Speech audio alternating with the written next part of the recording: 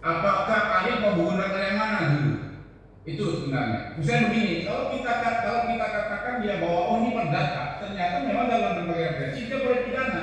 Ya.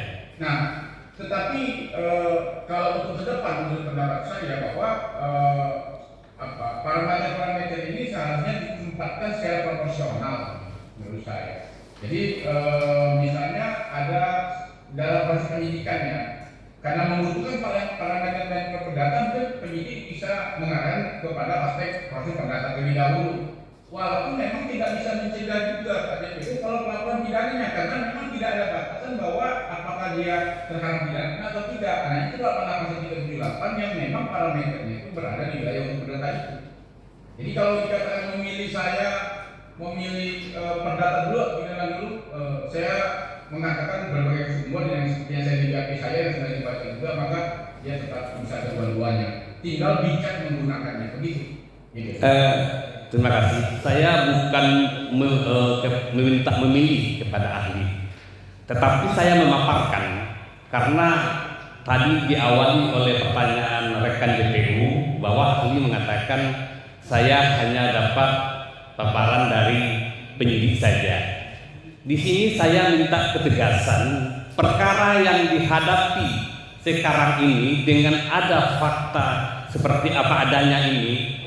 Saya mau meminta kepada ahli, apakah ini pidana apapun atau perdata, itu aja yang kita minta ketegasan dari ahli.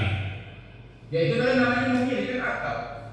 Jangan begitulah, kan saya sudah menjelaskan. Tinggal yang mulia memperhatikan yang gitu. Oh gitu ya. Iya, nanti kalau saya pilih pidana, saudara muncul pertanyaan lagi, tidak setuju.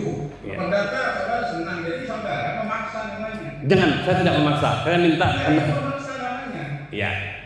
Kan begitu. Jadi maksud saya sudah menerangkan parameternya dan juga dari sisi GPU saya ambil, pilihan itu saya juga ambil gitu. Iya. Nah, maksud saya tinggal yang mulia mempertimbangkannya. Oke. Saya serba susah karena atau itu. Iya. Ahli, ya. Ketika seseorang dinyatakan melakukan tindakan pidana, kan harus terpenuhi dua alat bukti. Nah, dengan ada proses ini, apakah menurut kacamata saudara sebagai ahli sudah terpenuhi dua alat bukti tersebut? Ya, saya menganalisa dari awal, tentunya dari fakta-fakta ya. Nah, yang fakta saudara sajikan itu kan juga belum ada legalitas hukumnya.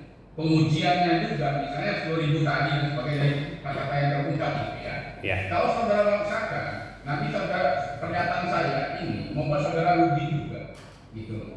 Jadi maksud saya sudahlah, biarlah itu yang saya paparkan, gitu. Karena kan kalau saya tanya juga sama saudara, ada nggak legalitas 10.000 itu adalah milik korporasi?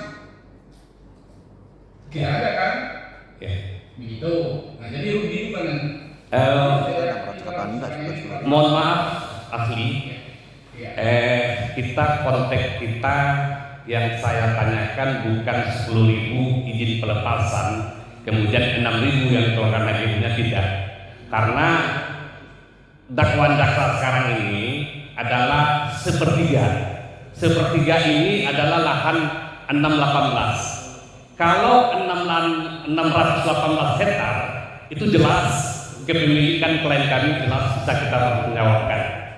Nah ini makanya tadi kita bertanya dari awal telah kita beri landasan, apakah hilang hak seseorang atau klien kami, saya sudah poin saja, dengan diikatkan di dalam suatu perjanjian atau kesepakatan, padahal mereka yang memiliki lahan 618 ini. Jadi konteks saya bukan yang 10.000. Kalau masalah legalitas kepemilikan klien kami koperasi itu 618 hektar atau 277 parcel kita nyatakan ada.